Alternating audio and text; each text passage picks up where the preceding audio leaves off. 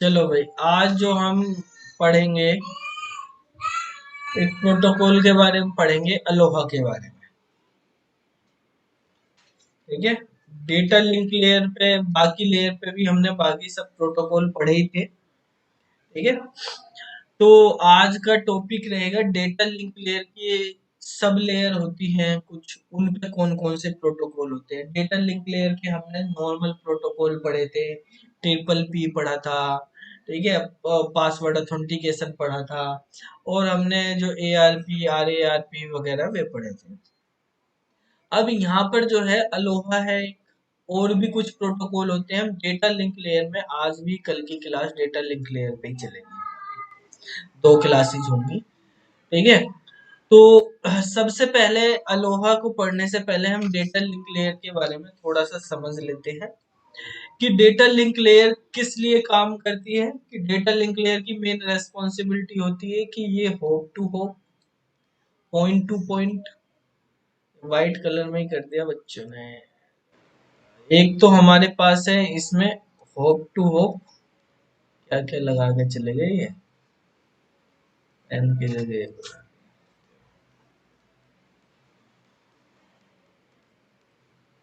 Point to point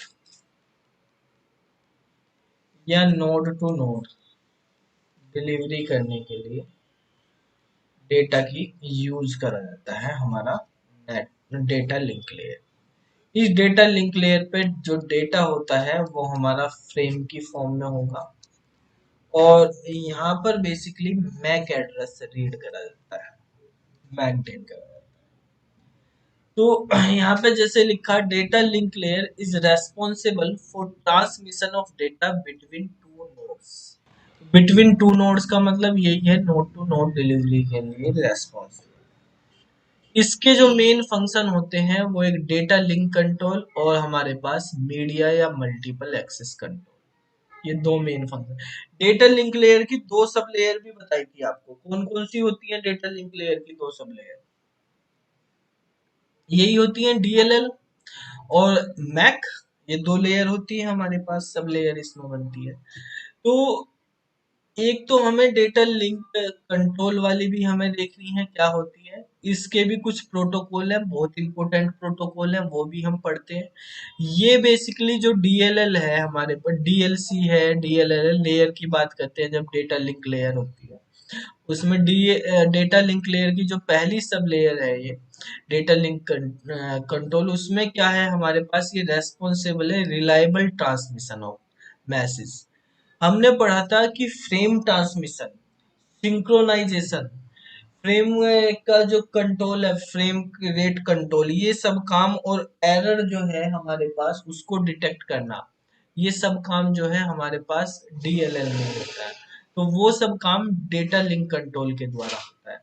इसका काम होता है रिलायबल ट्रांसमिशन करना डेटा का over the transmission channel. Transmission channel कोई भी गाइडेड अनगाइडेड मीडिया, यानी हमारे पास फ्रेमिंग करना डेटा की, एरर को कंट्रोल करना, फ्लो को कंट्रोल करना, ये सब काम डीएलसी का होगा। ठीक है। और डेटा लिंक कंट्रोल जो है, इसमें जो हमारे पास प्रोटोकॉल होते हैं वो स्टॉप एंड वेट होते हैं, एआरक्यू टाइप के प्रोटोकॉल होते हैं। तो ये हम पढ़ेंगे, इनके बारे में तीन चार टाइप में होते हैं ये प्रोटोकॉल भी। तो उस जब हम डीएलसी पढ़ेंगे उनके बारे में करेंगे। दूसरा है मीडिया एक्सेस कंट्रोल। तो ये सारे के सारे हमें अब यहाँ पे डीएलएल में पढ़ने, मीडिया एक्सेस कंट्रोल या मल्टीपल एक्सेस कंट्रोल। ठीक है। तो मल्टीपल एक्सेस, जैसे नाम से पता चल रहा, मल्टीपल एक्सेस कंट्रोल। ठीक है। तो मल्टीपल एक्सेस कंट्रोल के लिए प्रोटोकॉल भी है कुछ। इसका मतलब क्या है कि एक वायर है, एक मीडियम है, उस मीडियम पे, उस चैनल पे multiple station, multiple computer data भेज रहे हैं एक ही टाइम पे। जैसे एक रोड है, ठीक है, सड़क है एक हमारे पास, उस सड़क पे बहुत सारे जो है ट्रैफिक आता है, बहुत सारी गाड़ियां चल रही हैं एक ही टाइम पे। तो उनको कैसे कंट्रोल किया जाए कि जाम ना लगे, कोलिजन ना हो। ठीक है। तो वो हमारे पास मीडिया एक्सेस कंट्रोल के द्वारा होता है। ठीक है। तो यहाँ पे मल्टीपल एक्सेस कंट्रोल जब हम करते हैं तो मल्टीपल एक्सेस प्रोटोकॉल हम यूज करेंगे कौन कौन से प्रोटोकॉल। ये प्रोटोकॉल 3 टाइप में डिवाइड किए गए हैं। तो पहले हम इनके बारे में ही पढ़ेंगे यहाँ पे। एक होते हैं रैंडम एक्सेस प्रोटोकॉल, दूसरे हैं कंट्रोल्ड एक्सेस प्रोटोकॉल, तीसरे हैं चैनलाइजेशन प्रोटोकॉल। 3 कैटेगरी है, ठीक है, random access protocol, control access protocol और चैनलाइजेशन प्रोटोकॉल। तो जो रैंडम एक्सेस प्रोटोकॉल है वे हमारे पास बेसिकली एक अलोहा है, एक CSMA है, एक CSMA CD है, एक CSMA CA। ठीक है, CSMA होता है carrier sense multiple access, CD का मतलब कोलिजन डिटेक्शन और ये कोलिजन अवॉइडेंस। ठीक है, जो कंट्रोल एक्सेस प्रोटोकॉल होते हैं उसमें रिजर्वेशन, पोलिंग, टोकन पासिंग। और चैनलाइजेशन प्रोटोकॉल में frequency division multiplexing, time division multiplexing, code division multiplexing और एक WDM में होता है मल्टीपल वेवलेंथ डिवीजन मल्टीप्लेक्स। ठीक है, तो ये 4 कैटेगरी आप देख रहे हैं यहाँ पे। 4 दूनी 8 और 3 11 प्रोटोकॉल हमें यहाँ पे पढ़ने मैक के अंदर। ठीक है, 4-5 प्रोटोकॉल हम DLL में पढ़ेंगे, तो वो DLC के अंदर। तो DLL के अंदर अभी हमें जो यहाँ पे ये प्रोटोकॉल पढ़ने करीब 17-18 प्रोटोकॉल के बारे में हमें पढ़ना है। ठीक है, और इन प्रोटोकॉल में से आपके पास एग्जाम में क्वेश्चंस आने के बहुत चांसेस है, काफी इंपॉर्टेंट है ये सारे के सारे। ठीक है, तो सबसे पहले हम यहाँ पे जो स्टडी करते हैं रैंडम एक्सेस प्रोटोकॉल के बारे में पढ़ते हैं। रैंडम एक्सेस क्या है? जैसे नाम से पता चल रहा है रैंडम एक्सेस, यहाँ पे जो है बेसिकली कोई सा भी चैनल जब चाहे जब एक्सेस कर सकता है। ठीक है, कोई सुप्योरिटी नहीं है, कोई प्रायोरिटी नहीं है। ठीक है, जब भी जिस चैनल को खाली मिल जाए, जब भी जिस स्टेशन को चैनल खाली मिल जाए तभी वो स्टेशन यूज कर लेगा।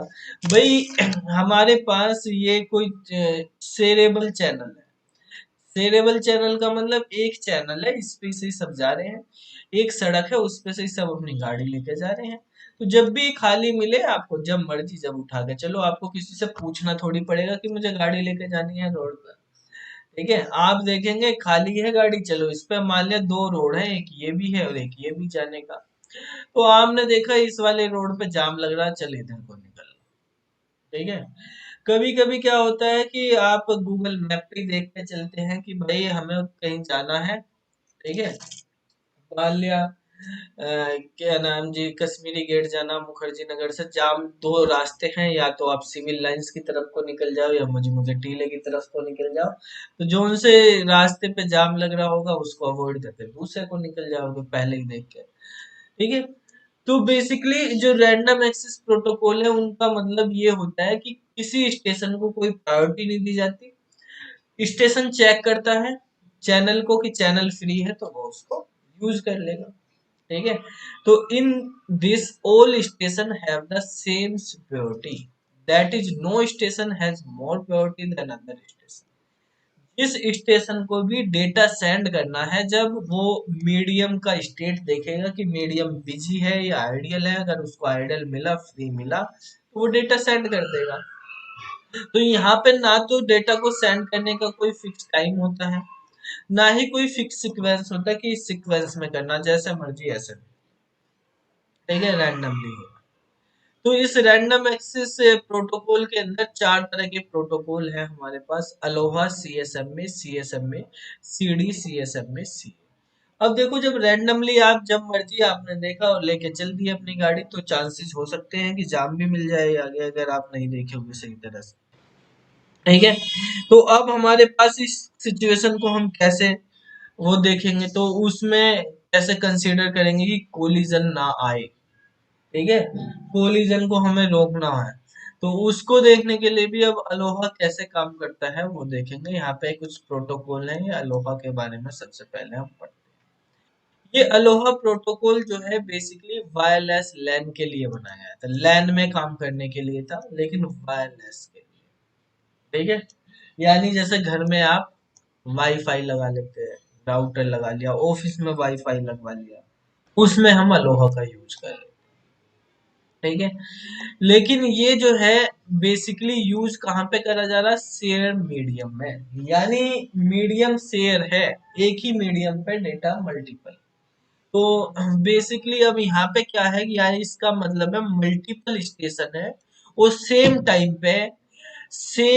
टाइम पे वे डेटा भेजना चाह रहे हैं और सेम मीडियम से भेजना चाह रहे हैं, तो कोलिजन होने के चांसेस बढ़ जाते हैं। तो उसको कैसे हैंडल किया जाएगा वो है अलोहा बताता है। अलोहा का मतलब होता है हेलो। जैसे आप किसी को टेलीफोन करते हो, मोबाइल से रिंग करते हो, कॉल करते हो, तो पहले हेलो बोलते हैं। जब हेलो की दूसरी तरफ से भी आवाज आ जाती है तब कम्युनिकेशन स्टार्ट होता है, मतलब वो फ्री हो गया, बातें हो रही है आपके पास। तो अलोहा एक मल्टीपल एक्सिस प्रोटोकॉल है जो डेटा लिंक लेयर पे काम करता है and propose how multiple terminal मतलब आपके पास होस्ट है, सिस्टम है, axis the medium without interference और कोलिजन। ये आपको ये फैसिलिटी देता है कि किस तरह से हमारे स्टेशंस जो हैं वो बिना कोलिजन के मीडियम को एक्सेस कर पाए। तो इसमें भी दो कैटेगरी है, प्योर अलोहा होता है, एक स्लॉटेड अलोहा होता है। दो तरह के अलोहा। पहला क्वेश्चन यही हो गया कि अलोहा किस टाइप का प्रोटोकॉल है। तो अलोहा रैंडम एक्सेस प्रोटोकॉल है। ठीक है, किस कैटेगरी में, रैंडम एक्सेस में। ठीक है, कौन सी लेयर पे काम करता है, डेटा लिंक लेयर की सब लेयर मैक लेयर पे काम करता है। ठीक है, कितने टाइप का होता है अलोहा, दो तरह का है, प्योर अलोहा और स्लॉटेड अलोहा। इनके न्यूमेरिकल भी आते हैं एग्जाम में, प्योर अलोहा स्लॉटेड अलोहा दोनों के। न्यूमेरिकल करने के लिए पहले हमें इनको पता होना चाहिए क्या है, किस बेस पे ये काम करते हैं, वो हम यहाँ पे समझते हैं। ठीक है, तो देखो जैसे यहाँ पे लिखा कि van a station, pure Aloha की बात करें, प्योर अलोहा पहले बना था, बाद में स्लोटेड अलोहा बनाया गया, वो प्योर अलोहा से अच्छा वर्क करता है। तो when a station send data, it wait for acknowledgement, यानी एक स्टेशन है, उसने डेटा सेंड किया किसी दूसरे स्टेशन को। ठीक है, मान लिया ये मीडियम है आपके पास, वायरलेस मीडियम है, तो हमने वायर नहीं, कहीं को भी इस मीडियम में वो डेटा जा रहा है। यहाँ पे एक स्टेशन है ए, ये स्टेशन बी को डेटा सेंड करता है। तो जब डेटा मान लिया इस टाइम पे, ये टाइम लाइन खींची हुई है हमने, ये टाइम लाइन है। ठीक है, तो जब हमने डेटा सेंड करा यहाँ पर, तो कुछ टाइम लगेगा, मान लिया बी के पास इस टाइम पे डेटा पहुंच गया। तो आप देख रहे कुछ टाइम लगा हमें, इस टाइम हमने करा था, यहाँ से यहाँ तक का टाइम लगा। मान लिया T1 टाइम पे आपने डेटा सेंड करा था, वो पहुंचा कब है, T2 टाइम। ठीक है, अब ये जो ए स्टेशन है, हाँ, अलोहा क्या कह रहा है कि हेलो की बात है, जब तक पहले आपने हेलो बोल दिया, उसके पास चला गया, वो हेलो बोलेगा तभी आप आगे रिप्लाई करोगे, आगे बोलोगे। ठीक है, ऐसा नहीं कि आप बोलते जा रहे हैं, अगले वाले का रिप्लाई जब तक नहीं आएगा तब तक आप आगे नहीं बोलोगे। ठीक है, तो उस तरह से क्या होगा कि आपका जो है कोलिजन नहीं होगा, दोनों का डेटा एक दूसरे से बीच में नहीं टकराएगा। आपने डेटा सेंड करा, ये शांत है, इसने डेटा रिसीव करा, इसके बाद ये एक्नोलिजमेंट भेज रहा है। ठीक है, यहाँ पे एक्नोलिजमेंट इसने भेजी, ये डेटा को सेंड किया हमने। डेटा बेसिकली यहाँ पे क्या होगा, फ्रेम। तो पहला फ्रेम हमने यहाँ पे सेंड करा, डेटा फ्रेम की फॉर्म में होता है। अब यहाँ पे इसकी एक्नोलिजमेंट आ गई, एक्नोलिजमेंट को हमने ए सी के बोल दिया, पहले फ्रेम की एक्नोलिजमेंट आ गई। नॉर्मल केस में क्या होता है, जितना टाइम डेटा को जाने में लगा उतना टाइम ही आने में लगेगा यहाँ से। भाई हमने यहाँ पे फ्रेम भेजा, तो उन्होंने सुना उसको, हेलो आपकी आवाज, उधर से उन्होंने भी हेलो बोली, आपके पास भी हेलो आ गई। तो मान लिया अगर 1 सेकंड यहाँ से यहाँ तक जाने में 1 सेकंड लग रहा है, तो 1 सेकंड यहाँ तक आने में लगेगा। तो यानी 2 सेकंड बाद आपको पता चलेगा कि सामने वाले बंदे को मेरा मैसेज मिल गया है। ठीक है, मिल तो जाएगा 1 सेकंड बाद ही, लेकिन आपको कब पता चलेगा, 2 सेकंड बाद। ठीक है, अगर यहाँ तक की ड्यूरेशन ये 1 सेकंड है, तो 1 सेकंड एक्नोलेजमेंट में भी तो लग रही है यहाँ से यहाँ तक। तो आप 2 सेकंड बाद ही दूसरा डेटा भेजोगे, दूसरा फ्रेम भेजोगे। तो इससे क्या होगा कि जब तक हमारे पास पहले फ्रेम का एक्नॉलेजमेंट नहीं आ रहा, हम दूसरा फ्रेम नहीं भेज रहे हैं, तो कोलिजन नहीं होगा। कहाँ कोलिजन होगा भाई, एक बार में एक ही डेटा जा रहा है इस तरह से, एक भेज रहा फिर दूसरा भेज रहा है इस तरह से। ये मीडियम है, दोनों स्टेशन शेयर कर रहे हैं इस मीडियम को, ये भी इसमें डेटा भेज रहा है, ये भी इसमें डेटा भेज रहे हैं, लेकिन इस तरह से भेज रहे हैं कि हमारे पास कोलिजन नहीं होगा। ठीक है। अब लेकिन बेसिकली क्या होता है, कभी कभी क्या होता है कि आपने हेलो बोल दिया लेकिन सामने वाले बंदे का रिप्लाई नहीं आया। ठीक है। तो आप ये नहीं कि आप दोबारा नहीं बोलोगे, आप दोबारा बोल दोगे हेलो, कि सामने वाले तक क्या पता ना पहुंची हो। अब आप दोबारा बोल दोगे, हेलो हेलो करोगे फिर। ठीक है, बार बार। तो क्यों कर रहे हैं हम? क्योंकि हमारे पास भी एक लिमिट है कि भाई इतने टाइम तक हम वेट करेंगे कि वो हमें रिप्लाई करे, अगर नहीं करेंगे तो हम दोबारा से फिर करेंगे, हम सोचेंगे उस पर नहीं गया तो दोबारा से फिर से उसको डेटा भेजेंगे वहां पर। ठीक है। तो इस तरह से ये काम करेगा हमारे पास यहाँ पे। तो यहाँ पर जैसे मान लिया 1 सेकंड आपको पता है डेटा जाने में लगेगी, 1 सेकंड एक्नोलेजमेंट आने में लगेगी, तो आप 2 सेकंड तक वेट कर रहे हो कि आपके पास एक्नोलेजमेंट आ जाए। अगर 2 सेकंड तक नहीं आई तो थोड़े टाइम और हम वेट कर लेते हैं, मान लिया इस टाइम तक हमने और वेट कर। ठीक है। तो ये जो टाइम है कि हम ये एक्नोलेजमेंट आनी यहाँ पे चाहिए थी, किसी कारणवश एक्नोलेजमेंट नहीं आई, तो हम यहाँ तक वेट कर लेते हैं, या उसके पास आवाज नहीं पहुंची है, या उसने बोला वो आवाज हमारे पास नहीं आई है, तो क्या होगा, हम थोड़ी देर और वेट कर लेते हैं, या तो 1 2 सेकंड या 2 सेकंड से थोड़ा और आगे। तो 2 सेकंड से हमने जो और थोड़ा आगे वेट किया है, तो इस टाइम को हम बोलते हैं बैक ऑफ टाइम। ठीक है, यानी टीबी से इसको डिनोट करते हैं, बैक ऑफ टाइम। अगर इस बैक ऑफ टाइम तक भी डेटा नहीं आया, एक्नॉलेजमेंट नहीं आई, तो हम ऊपर वाले को दोबारा भेजेंगे, यानी दोबारा से हम हेलो बोलेंगे, फ्रेम वन को दोबारा भेजेंगे। ठीक है, हम सोचेंगे कि हमारे पास पहले वाला फ्रेम जो हमने भेजा वो डिस्ट्रॉय हो गया, डैमेज हो गया, सही तरह से पहुंचा नहीं, तो आपको दोबारा भेजना है वो फ्रेम। ठीक है। तो इस तरह से हमारे पास ये काम कर रहा है यहाँ पे। तो ये हमने जैसे यहाँ पे लिखा है, तो ये टाइम हमारे पास बैक ऑफ टाइम है, और ये है जो हमारे पास ए से बी तक जाने में टाइम लग रहा है, इस टाइम को हम बोलते हैं एफ टी टी, यानी फ्रेम ट्रांसमिशन टाइम। कि फ्रेम को ट्रांसमिट होने में जो टाइम लगा है वो है हमारे पास F T T, frame transmission time. अब ये जो फ्रेम ट्रांसमिशन टाइम है, जो हमारे पास डेटा की एक्नोलेजमेंट आएगी इससे डबल टाइम में आएगी। ठीक है। भाई अगर आपने 1 सेकंड है फ्रेम ट्रांसमिशन टाइम, तो एक्नोलेजमेंट आपको 1 सेकंड में थोड़ी मिल जाएगी, वो तो 2 सेकंड में मिलेगी, डबल टाइम लगेगा। तो जब तक आपके पास एक्नोलेजमेंट आ रही है, वो टाइम क्या टाइम कहलाएगा, जब तक एक्नोलेजमेंट आ रही है, उसको बोलते हैं हम यूनरेबल टाइम। यूनरेबल स्पेलिंग इसकी ऐसे लिखी जाएगी, VUL, यूनरेबल टाइम, यानी VT से डिनोट करते हैं। ये टाइम है आपके फ्रेम को सेंड होने का और एक्नोलेजमेंट आने का टाइम। तो एक्नोलेजमेंट भी FTT के बराबर है, तो ये हो जाएगा आपका 2FTT। ठीक है। तो जो हमारे पास एक ये फॉर्मूला है, ये काफी इंपॉर्टेंट, इससे भी क्वेश्चन होंगे हमारे पास, सोल्व करेंगे हम, कि जो हमारे पास प्योर अलोहा होता है, प्योर अलोहा का यूनरेबल टाइम कितना होता है। प्योर अलोहा का यूनरेबल टाइम क्या होगा आपका, सर VT। इसमें जैसे FTT A to B तक जाने के लिए ये 1 सेकेंड है ना, हाँ, और VT फिर 2 सेकेंड हो गया। 2 सेकेंड हो गया। ठीक है, तो हमारे पास VT 2 सेकेंड हो गया, 1 सेकेंड जाने का 1 सेकेंड आने का, जो भी हमारे पास फ्रेम जाने का टाइम है, बैक ऑफ टाइम ये हो जाएगा। ठीक है, एक्स्ट्रा जो भी, यानी दूसरा फ्रेम हम यहाँ पे भेज रहे हैं, हम उससे पहले फ्रेम नहीं भेजेंगे जब तक VT नहीं, अगला फ्रेम VT के बाद ही भेजा जाएगा। ठीक है।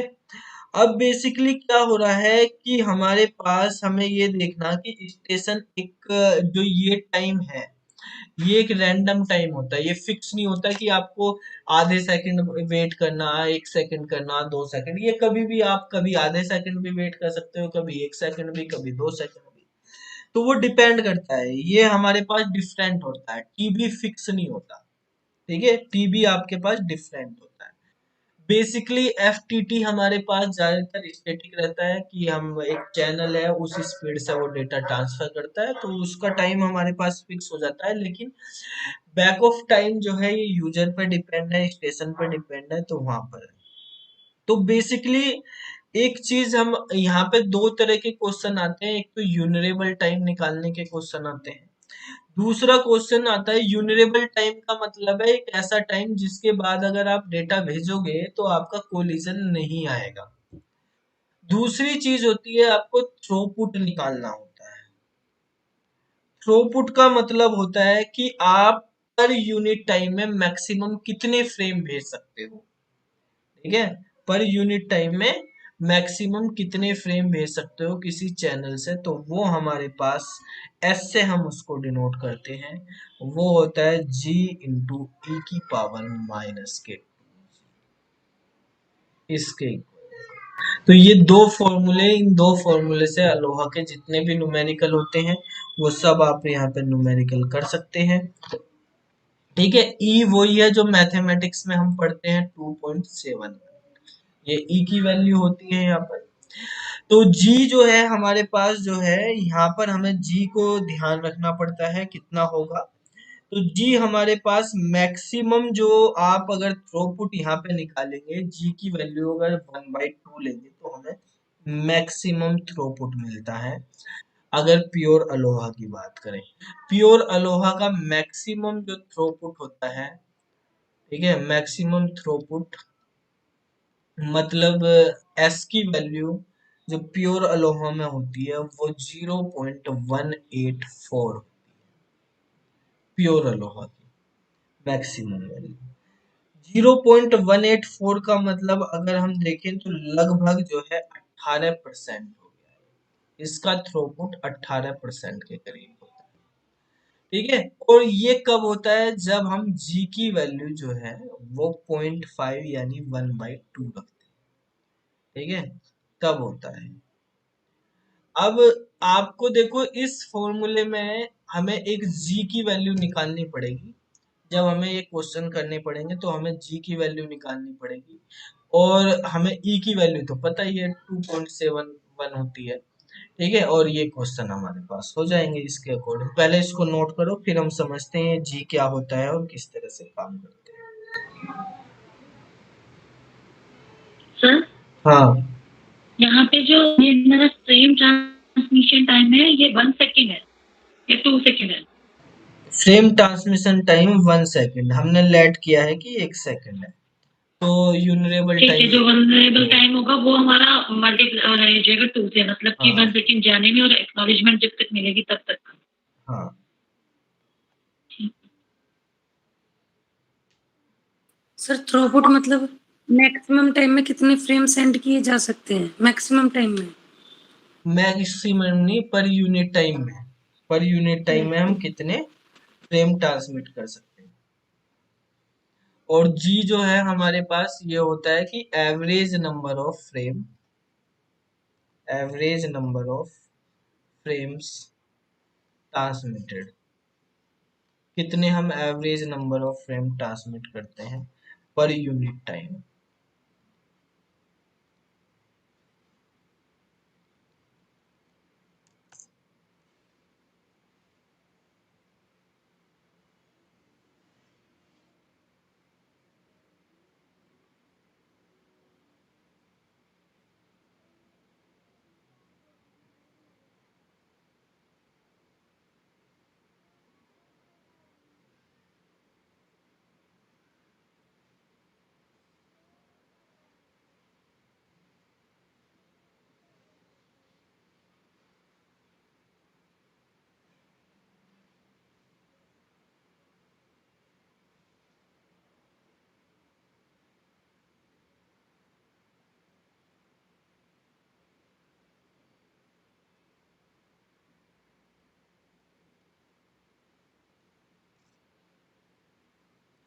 नोट कर लिया?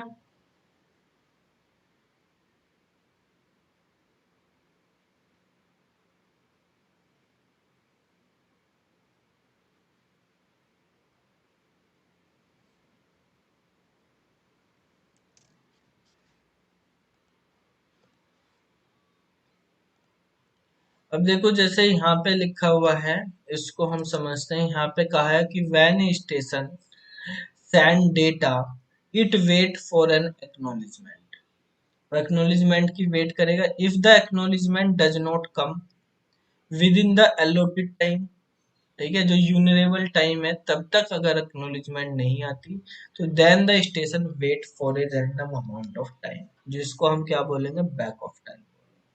और वो दोबारा से उस डेटा को या फ्रेम को सेंड करेगा। तो since different station wait for different amount of time, तो जब हमारे पास अगर मान लिया, देखो यहाँ पे इसका कहने का, इस लाइन का मतलब ये है कि एक बंदा है, उसने, हम पहले कह रहे हैं कि सेम टाइम पे सब डेटा सेंड कर रहे हैं, ठीक है, चैनल पे। एक स्टेशन है ए, एक स्टेशन है बी, एक सी है। इसने भी इसी टाइम पे करा, इसने भी इसी टाइम पे करा, इसने भी इसी टाइम पे करा। लेकिन जब दूसरा डेटा सेंड करेंगे, पहली बार तो हो सकता है कि एक ही टाइम पे कर रहे हैं, लेकिन दूसरी बार जो है, क्योंकि बैक ऑफ टाइम सबका अलग अलग होता है, ठीक है, तो दूसरी टाइम चांसेस कम रहेंगे कि वो एक ही टाइम पे डेटा सेंड करें। तो उससे क्या हो जाएगा, कोलिजन होने के चांसेस कम हो जाएंगे, ठीक है। अब पहली बार कोलिजन होने के चांसेस ज्यादा रहते हैं कि अगर एक साथ कर रहे हैं, उसके बाद हमारे पास कोलिजन के चांसेस कम हो जाते हैं। अब देखो यहाँ पर हमारे पास, जैसे हमने फॉर्मूला बताया कि S equal to G into e की पावर माइनस के 2g होता है, ठीक है। अब जब g की वैल्यू आप रखोगे, तो कभी कभी आपको फॉर्मूले में e की पावर -1 भी मिलेगा, कभी कभी e की पावर -2 भी मिलेगा, e की -1/2 भी हो जाएगा, -1/4 भी हो जाएगा। तो आप अब ये वैल्यू कैसे निकालोगे? e की पावर -1 का मतलब है 1/2.71, इसका मतलब है 1/2.71 का अंडर रूट, ठीक है, ये वो अंडर रूट नहीं, स्क्वायर, ठीक है। और इसका मतलब है 1/2.71 का अंडर रूट, इसका मतलब है 1/2.71 का 4 टाइम्स, इस तरह अंडर रूट का भी अंडर रूट। तो ऐसे इनकी वैल्यू आप न्यूमेरिकल क्वेश्चन करने के लिए आते हैं, कब तक निकालोगे? तो ये कुछ 4 वैल्यू आपको याद रखनी पड़ेगी, ठीक है, क्योंकि न्यूमेरिकल क्वेश्चन करने में इनको अगर कैलकुलेशन करोगे तो टाइम कंज्यूमिंग चीज है, ठीक है। तो याद रख लो, जिसके पास टाइम है, डेस्क्रिप्टिव पेपर है, वो तो कैलकुलेट भी कर लेगा, चलो। लेकिन वैसे आपको याद रखनी थोड़ी, कोई ज्यादा वो नहीं है इनमें। मेनली हमारे पास ज्यादातर इन 3 वैल्यू का ही यूज होता है। पहली वाली वैल्यू तो वैसे भी कैलकुलेट कर लूंगा, कोई ऐसी वो नहीं है। तो इन वैल्यू को आपको याद रखना ज्यादा जरूरी है। वैसे e की पावर -2 खुद जो होती है वो 135, 0.135। ये e की पावर -1 जो होगी ये 368 होती है, ये 606 और ये 779, यानी हम 0.8 भी बोल देते हैं। अगर ये लिख लेंगे अप्रोक्सीमेट, ये 0.8 होती है, ये 0.6 होती है, ये 0.3 होती है, ये 135, 13 या 1। आप देख रहे हैं कि वैल्यू में डिफरेंस जो है, यहाँ पर ये 3 है, 3 के बाद 6, 8 और ये इस तरह से, कोई ज्यादा वो नहीं, याद कर सकते हो, ठीक है। उससे पता चल जाएगा, कभी कभी क्वेश्चन में दी भी होती है इनकी वैल्यू क्या होती है।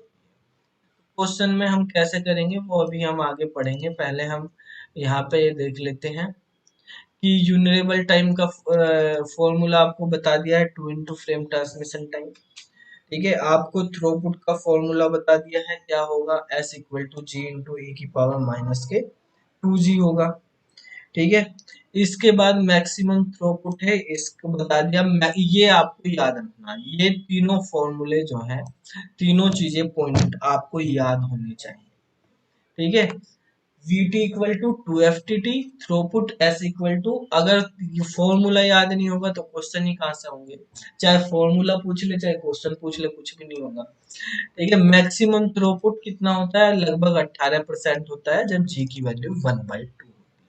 ठीक है, यहाँ पे आप लिख सकते हो 1/2 कैसे होगा, इस 2 को यूनिरेबल टाइम से, यानी F T T equal to V T upon 2 होता है, उससे निकल जाता है। अब दूसरा है स्लोटेड अलोहा।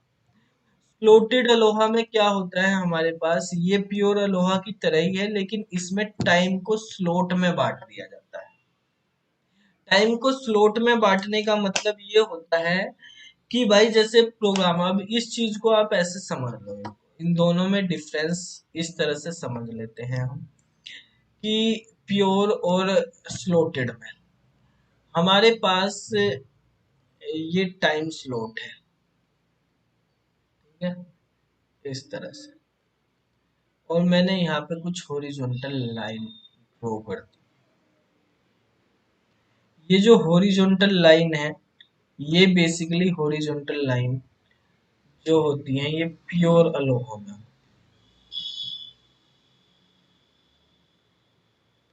और जो हमारे पास स्लोटेड अलोहा है वो वर्टिकल लाइन में डिवाइड, इसमें इस तरह के,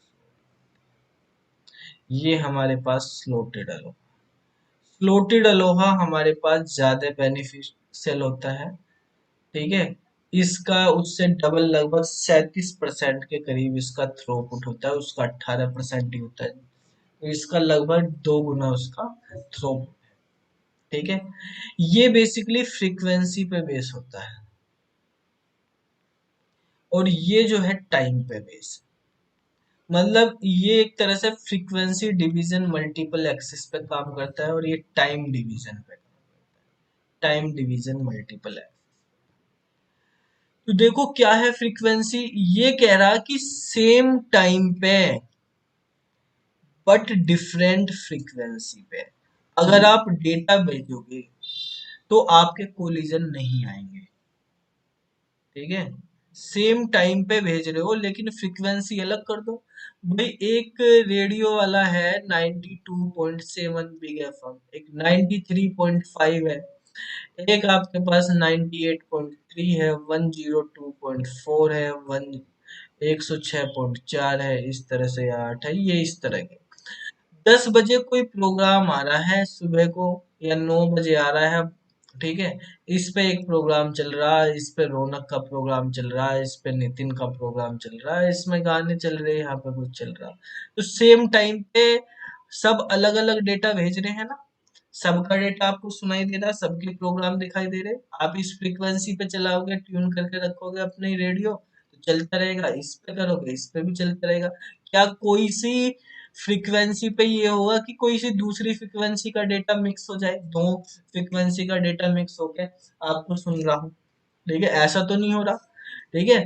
तो अगर हमारे पास फ्रीक्वेंसी हमने डिलीट कर दी तो ये डेटा इस एरिया में जा रहा है, इसका डेटा इस एरिया में जा रहा है, इसका डेटा है, सब अलग अलग एरिया, कोई भी एक दूसरे को क्रॉस नहीं कर रहा है, तो क्रॉस नहीं कर रहा है तो इसका मतलब कोलिजन नहीं हो रहा है। अब यहाँ पे तो ये हो गया कि हम 10 बजे प्रोग्राम चला रहे, सबको अलग अलग प्रोग्राम चला रहे, तो अलग अलग फ्रीक्वेंसी पे चला लो। अब लेकिन क्या है, ये टीडीएम में क्या करता है, स्लोटेड में इसने कहा कि हमारे पास जो है फ्रीक्वेंसी सेम ही रखनी है, सेम फ्रीक्वेंसी पे चलाना है, मतलब जो है 93.5 रेड एफएम वाली है, इन्हीं को ही चलाने प्रोग्राम, किसी और फ्रीक्वेंसी को नहीं। तो ये भैया 9 बजे बउआ को दे देंगे, वो चला लेंगे, तो इस तरह से है भाई, 9 बजे इसका टाइम है, ये 9 बजे का टाइम है, 10 बजे कोई दूसरा प्रोग्राम आएगा, 11 बजे, फिर ये 12 बजे, मतलब इसका प्रोग्राम 9 बजे से चलेगा, इसका प्रोग्राम दूसरे स्टेशन में ये 10 बजे चलाएगा, ये 11 बजे चलाएगा, ये 12 बजे चलाएगा, ऐसे चलाएगा। जब अलग अलग टाइम पे प्रोग्राम चल रहे हैं तो कोलिजन क्यों आएगा, ठीक है, तो मतलब फ्रीक्वेंसी सेम है लेकिन हमने टाइम डिफरेंट कर दिया है, ठीक है, तो ये टाइम डिफरेंट करना ये हमारा स्लोटेड अलोहा का।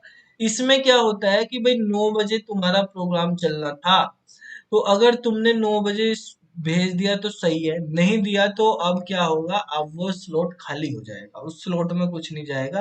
अब आप डेटा बीच में नहीं भेज सकते, जब दूसरा स्लॉट शुरू होगा तभी आएगा आपका नंबर, ठीक है। आपके जैसे मूवी के स्लॉट चल रहे हैं, 9 बजे से कोई शो चल रहा है, तो 9 बजे वाले स्लो में आपको एंट्री मिल गई 9 बजे, अब 9 बजे आप एंटर करिए तो सही है, नहीं तो फिर आपको अगला शो आएगा तभी एंट्री करेंगे। सीट फुल होगी, टिकट पूरे हो गए, अगला वाला शो चलेगा और तब तक वेट करो आप।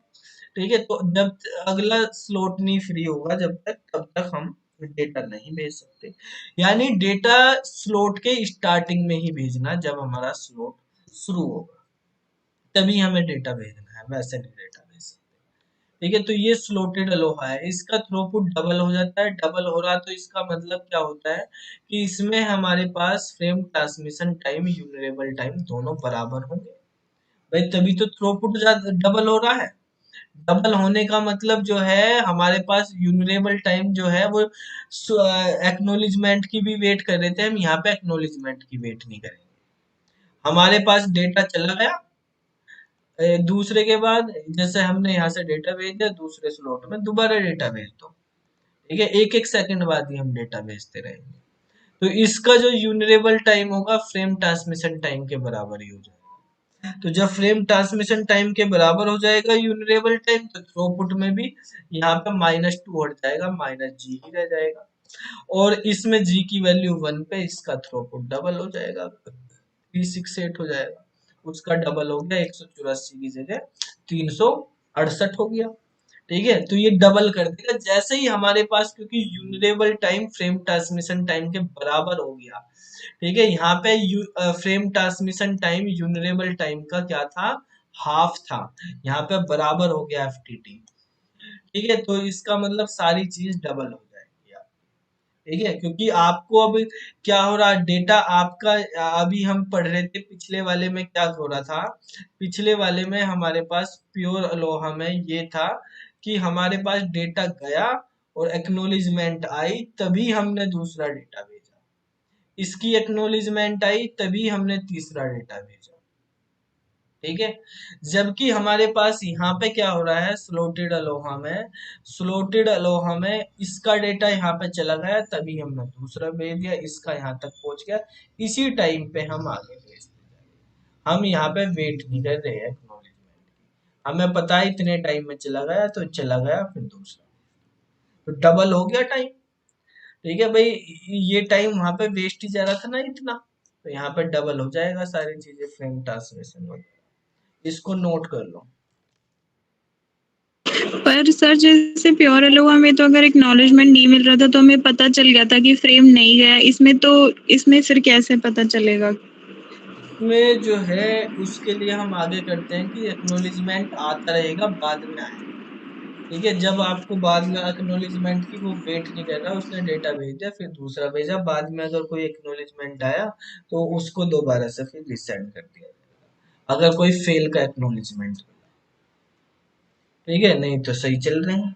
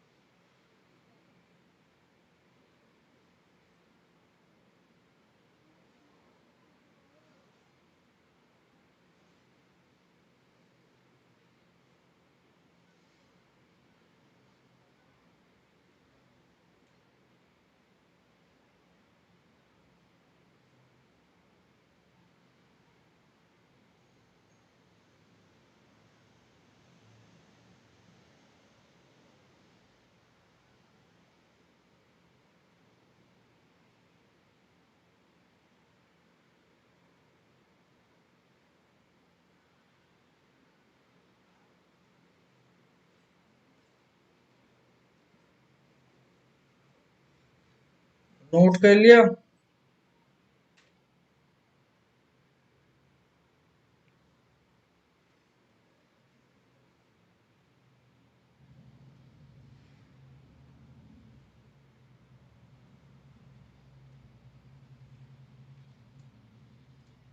Hello sir. हाँ, सर किसका बोला था कि इक्वल होता है फ्रेम ट्रांसमिशन के बराबर बता तो वल्नरेबल दिया, टाइम? प्रीति ने बताया तो है। सर पढ़ा नहीं, देखते हो सर। तुम यहाँ से देख लो, फिगर में नहीं पता चल रहा किसका बराबर हो रहा। तो देखो स्लोटेड अलोहा में ये क्या है कि प्योर अलोहा के बराबर ही होता है जैसा ही है, लेकिन इसमें क्या है, वी डिवाइड करते हैं टाइम को स्लॉट में और सेंडिंग करते हैं डेटा को is allowed only at the beginning of this. If the station miss out the allotted time, ये वेट करेगा नेक्स्ट स्लॉट के और तभी करेगा। तो इसका यूनिरेबल टाइम फ्रेम ट्रांसमिशन टाइम के बराबर हो जाएगा, थ्रूपुट जो है ये हो जाएगा, वो -2 सारी चीज डबल हो जाएगी। इनमें क्या डिफरेंस होता है, तो जो प्योर अलोहा है ये 1970 में यूनिवर्सिटी ऑफ हवाई में बना था, नॉर्मन आब्सन ने बनाया था और उसके साथ जो उसके कलीग्स थे उन्होंने, और ये 1972 में बना था, रॉबर्ट ने बनाया। इसमें फ्रेम ट्रांसमिशन से the user can transmit the data frame whenever the station has the data to be transmit. जब भी उसके पास डेटा मिलेगा ट्रांसमिट करने के लिए तभी वो भेज देगा। इसमें ये नहीं कि इस टाइम भेजना, जब मर्जी तब भेज दे। ठीक है, इसमें स्लॉट जब शुरू होगा, स्लॉट के स्टार्टिंग में ही हमें डेटा भेज सकते हैं, बीच में नहीं भेजना।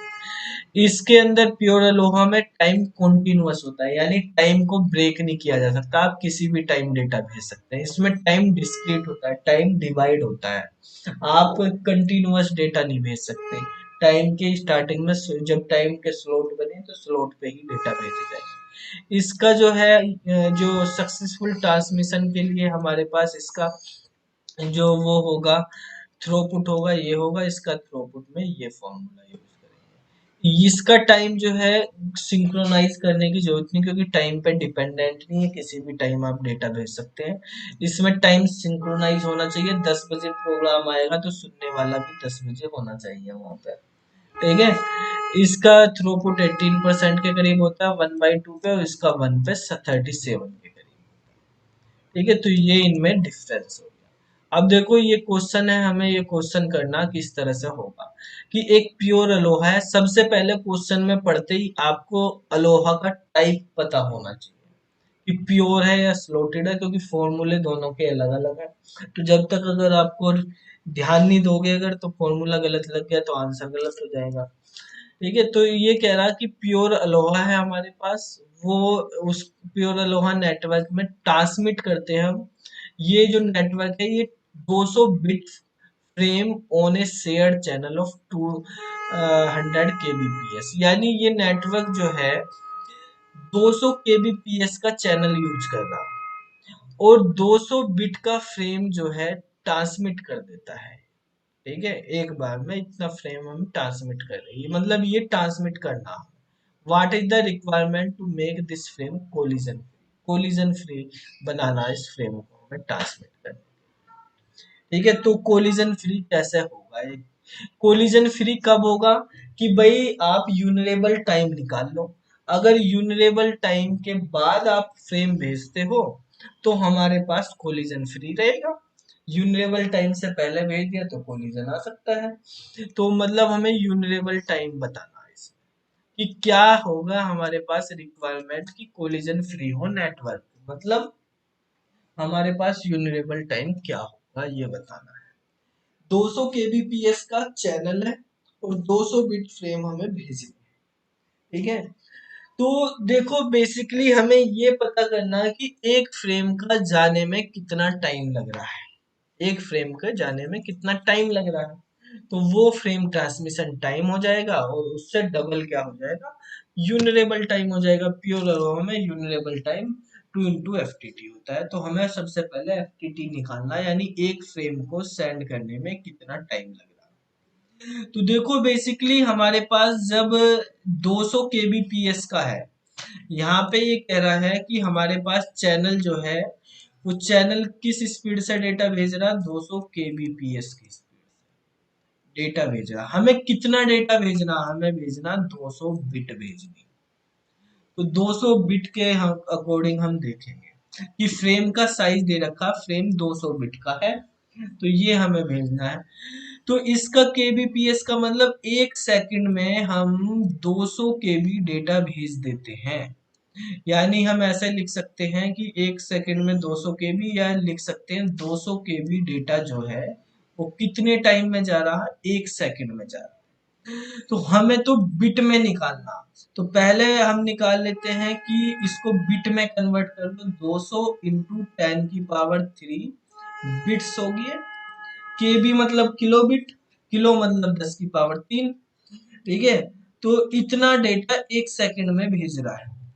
कितना डेटा भेज रहा 1 सेकंड में, इतना डेटा भेज रहा है। तो एक बिट कितने देर में जाएगी, एक बिट कितनी देर में भेजेगा, 1/200 इंटू 10 की पावर 3 सेकंड में। ठीक है, इतनी बिट 1 सेकंड में जा रही, तो एक बिट इतने सेकंड में जाएगी।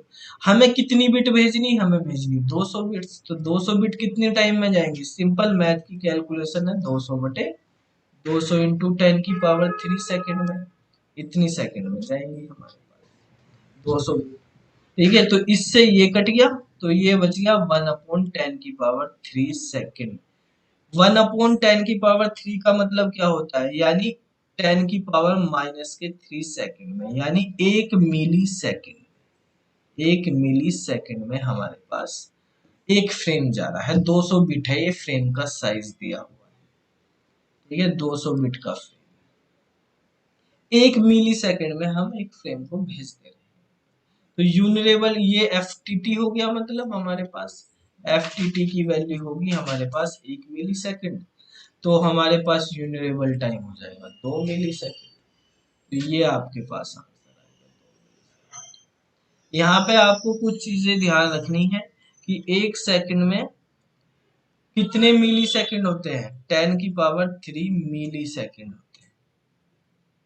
1 सेकंड में 10 की पावर 6 माइक्रो सेकंड होते हैं। 1 सेकंड में 10 की पावर 9 नैनो सेकंड होते हैं। और 1 सेकंड में 10 की पावर 12 पिको सेकंड होते हैं। 1 मिली सेकंड में 10 की पावर -3 सेकंड हो जाएंगे। 1 माइक्रो सेकंड में 10 की पावर -6 सेकंड हो जाएंगे। ठीक है, अगर इधर से निकालेंगे तो ये मिली, माइक्रो, नैनो और पिको नोट कर लो ये।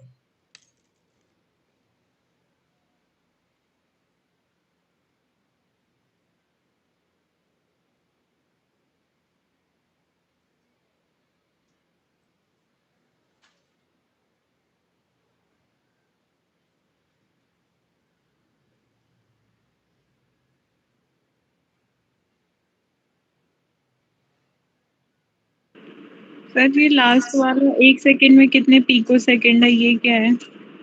1 सेकंड में 10 की पावर 12।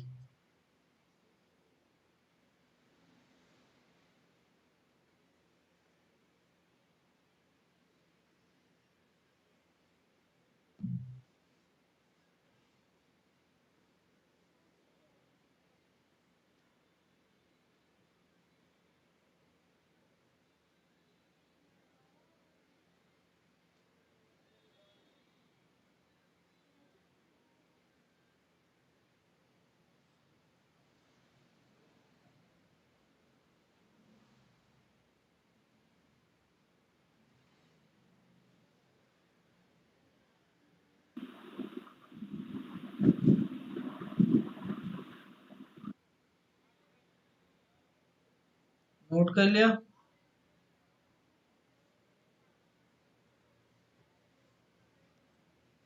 Yes sir. सर 10 की पावर 6 में क्या लिखा है? ये माइक्रो सेकंड।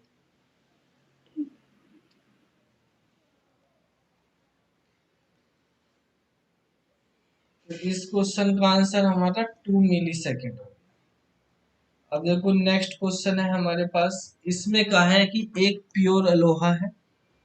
इसमें जितने भी आज तक क्वेश्चन आए हैं, चाहे नेट में आए हों, गेट में आए हों, ठीक है, या टीजीटी पीजीटी कहीं पे भी आए हों, तो आपके पास हमेशा क्वेश्चन यही आए हैं जो मैंने यहाँ 5-6 क्वेश्चन लिखे हुए, इनसे अलावा कोई क्वेश्चन ही नहीं। ठीक है, तो इनके आंसर भी फिक्स हैं, क्वेश्चन भी आ रहे, तो सारे एक जैसे ही क्वेश्चन है। क्योंकि इनके अलावा क्वेश्चन इसलिए नहीं आते दूसरे, क्योंकि न्यूमेरिकल क्वेश्चन में ई की पावर करना पड़ता है आपको। और ई जो है पॉइंट में, अगर क्वेश्चन आपको इधर उधर करके दे दिया, कैलकुलेशन करनी मुश्किल हो जाएगी वहां पे, इसीलिए सेम ही आते हैं क्वेश्चन। ठीक है, जिससे आप कैलकुलेशन इजी हो जाए, वे क्वेश्चन नहीं आते हैं, इसलिए अलग से कोई डिजिट विजिट कुछ चेंज नहीं आती। अगर चेंज ये 200 200 चेंज करेंगे तो ये सेम रहेंगी, इससे कोई फर्क नहीं पड़ेगा। अब देखो क्या है, किस तरह से क्वेश्चन होंगे। ये कह रहा है एक प्योर अलोहा नेटवर्क है, 200 बिट का फ्रेम भेजता है 200 केबीपीएस की स्पीड। ठीक है, तो सेम यहाँ तक तो सारी चीज सेम होगी, ऊपर वाला ही क्वेश्चन हो गया, यूनिरेबल टाइम हो गया 2 मिली सेकेंड। ठीक है, आपको बताना what is the throughput if the system all station together produce 1000 frames पर सेकेंड। एक फ्रेम जो है 200 बिट का है, अब हम एक सेकंड में 1000 फ्रेम भेजना चाहते हैं। सारे स्टेशनों ने मिलकर 1000 फ्रेम भेज दिए एक ही टाइम पे। ठीक है भाई, प्योर लो है, फ्रीक्वेंसी पे काम कर रहा है, एक ही टाइम पे हमने क्या भेज दिए, सारे स्टेशनों ने मिलकर 1000 फ्रेम भेज दिए। एक फ्रेम 200 बिट का है, स्टेशन की कैपेसिटी है वो 200 केबीपीएस ही भेज सकता है एक सेकंड में। तो आपको बताना है कि एक सेकंड में हम कितने फ्रेम भेज सकते हैं। 1000 अगर भेजे हमने, सारे के सारे सब स्टेशन ने मिलके 1000 भेज दिए, लेकिन डिलीवर तो 1000 नहीं हो पाएंगे एक साथ, डिलीवर होने में टाइम लगेगा। डिलीवर कितने हो पाएंगे, वो थ्रूपुट है।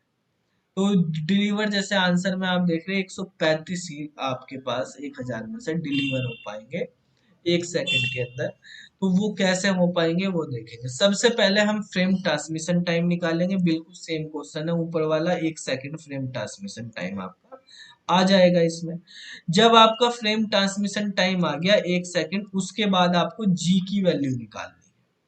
ठीक है, तो जी है हमारे पास एवरेज फ्रेम के अकॉर्डिंग हमारे पास कितना होगा, तो जी हमारे पास जो है ये 1 मिली सेकंड हमारे पास आया है। कि 1 मिली सेकंड में अगर हम यहाँ पे एफ टी टी देखो, इसको समझेंगे, एफ टी टी जो है आपके पास 1 मिली सेकंड है। ठीक है, तो एफ टी टी की वैल्यू जब 1 मिली सेकंड है, तो एक सेकंड में हम कितने फ्रेम भेज सकते हैं, एक सेकंड में कितने जाएंगे, 1 मिली सेकंड में एक जा रहा, इसका मतलब यही तो है कि 1 मिली सेकंड में एक फ्रेम जा रहा, तो एक सेकंड में कितने फ्रेम जाएंगे।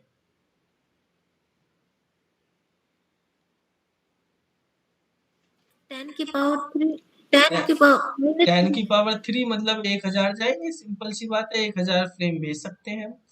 तो जब हम एवरेज निकालने, हमें भेजने भी कितने, 1000 ही, तो आप 1000/1000 कर दो, जो 1000/1000 आएगा यही जी की वैल्यू हो जाएगी। ठीक है, और आपको पता है जब जी की वैल्यू 1 होती है तो प्योर अलोहा का क्या आउटपुट आता है, 135 आउटपुट प्योर अलोहा का। अब वैसे भी हम यहाँ पे फॉर्मूले से भी कर सकते हो। प्योर अलोहा का फॉर्मूला हमारे पास होता है कि S equal to G into e की पावर माइनस के 2g। जी की वैल्यू 1 है, ई की पावर माइनस के 2 × 1 कर दिया, तो ये e की पावर -2 होगी, जिसकी वैल्यू 0.135। तो 0.135 इसकी वैल्यू होती है। कितने फ्रेम हमें भेजने, 1000, तो इसको जो है 1000 से मल्टीप्लाई कर देते हैं थ्रूपुट, तो आपके पास जो आंसर आएगा उतने फ्रेम इसका थ्रूपुट निकल के आएगा। इस तरह से क्वेश्चन। अब देखो क्वेश्चन कितने सिंपल हो गया। आपको मेनली जो भी क्वेश्चन मिलेगा सब में एफटीटी 1 सेकंड ही मिलेगा। ठीक है, ये वाली वैल्यू आपके पास चेंज कर दी जाएगी, बस 1000, 500, 250, ठीक है, ऐसे कर दी जाएगी। अगर मैं देखो दूसरे वाले क्वेश्चन पे आते हैं, इसको नोट कर लो पहले जल्दी से।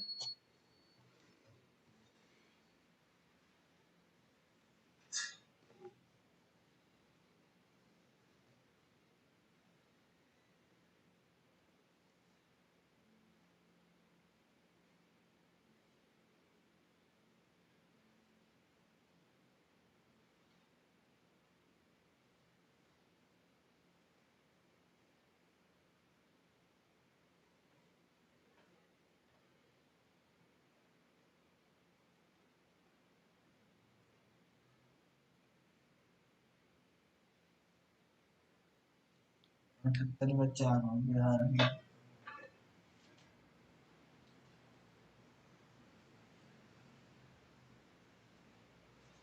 नोट कर लिया।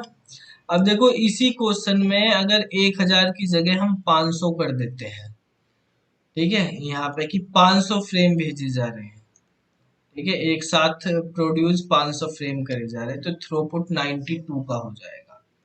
तो देखो अब हमारे पास क्या हो जाएगा, जो FTT है वो हमारे पास 1 मिली सेकेंड ही है।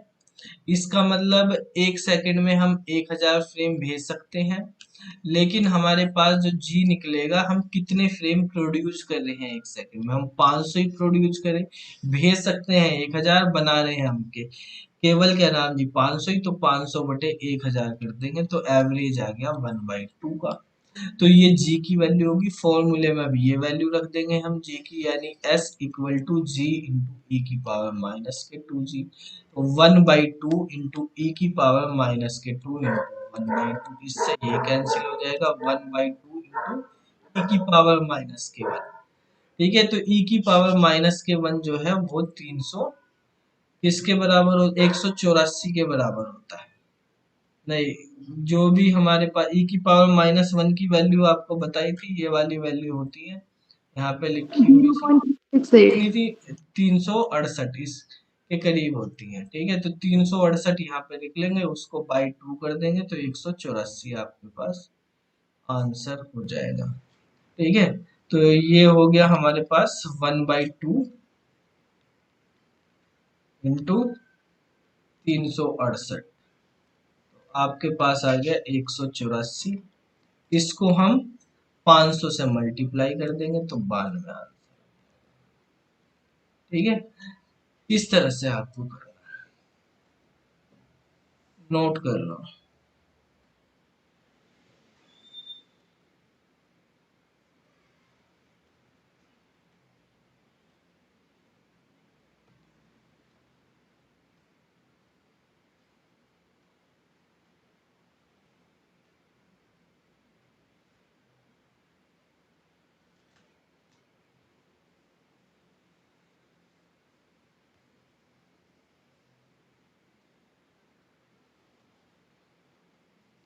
अब देखो इसी तरह से नेक्स्ट क्वेश्चन में यहाँ 500 की जगह 250 कर दिया गया है, तो 250 कर देंगे, 1/4 हो जाएगी इसकी वैल्यू, 250 बटे 1000 करके जी की वैल्यू 1/4 करके निकालेंगे, आंसर 38 हो जाएगा, ठीक है। ये प्योर अलोहा के क्वेश्चन है। सेम जो है स्लोटेड अलोहा, स्लोटेड अलोहा में पहले 1000 से करेंगे, तो सारी चीज सेम है, बस फॉर्मूला जी वाला फॉर्मूला चेंज हो जाएगा, वो S equal to G into e की पावर माइनस जी, एस का फॉर्मूला चेंज हो जाएगा, बाकी तो सारी चीज सेम रहेंगी, ठीक है।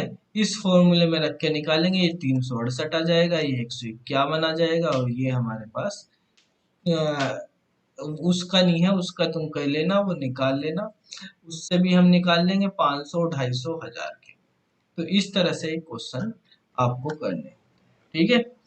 दो फॉर्मूले हैं, उन दो फॉर्मूले से, पहले फॉर्मूले से हमारे पास पहले VTT निकालेंगे, ठीक है, और फिर हमारे पास वो निकलेगा। स्लोटेड अलोहा के अंदर जो है हमारे पास ये सारी चीजें तो सेम ही रहेंगी, जो स्लोटेड अलोहा में भी करेंगे, बस हमारे पास फॉर्मूला चेंज हो जाएगा वहाँ पे, क्योंकि हमें VT तो निकालने की इस क्वेश्चन में जरूरत ही नहीं पड़ी, हमें तो FTT की जरूरत पड़ रही है बस। FTT चाहे प्योर हो या स्लोटेड हो, दोनों में सेम ही होता है, ठीक है। तो उसके बाद हमें S का फॉर्मूला लगा देना है, G की वैल्यू लगा के। तो ये आप कर लेना, बाकी कल करेंगे फिर आगे के प्रोटोकॉल, ये लोहा आपका कंप्लीट हो।